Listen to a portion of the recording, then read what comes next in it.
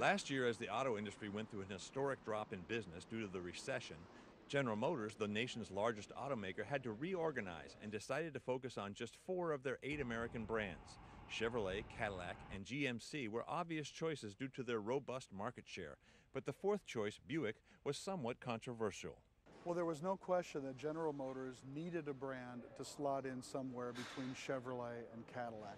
Needed something to take on the likes of Acura and Lexus and those other brands. Still, Buick's only real hit in the U.S. was the Enclave crossover. So what made it a pillar brand for GM? General Motors is a global company, and we have to have key brands all over the world to keep its strength, continue to build that in the future.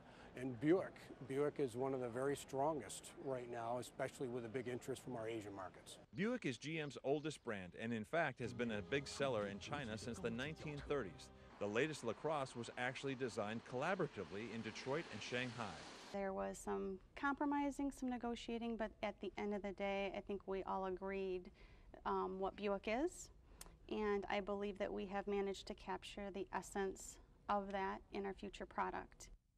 Motor Trend's take on the actions that Buick has taken since the bankruptcy are generally positive. So far, I think a good start for LaCrosse. Regal, I tend to think I'm going to like even better. I like the way it looks. It's a little smaller, shorter, little sportier car. And as if to prove Buick is a global brand, the new midsize Regal, which was just introduced to America at the LA Auto Show, is already a hot seller in China.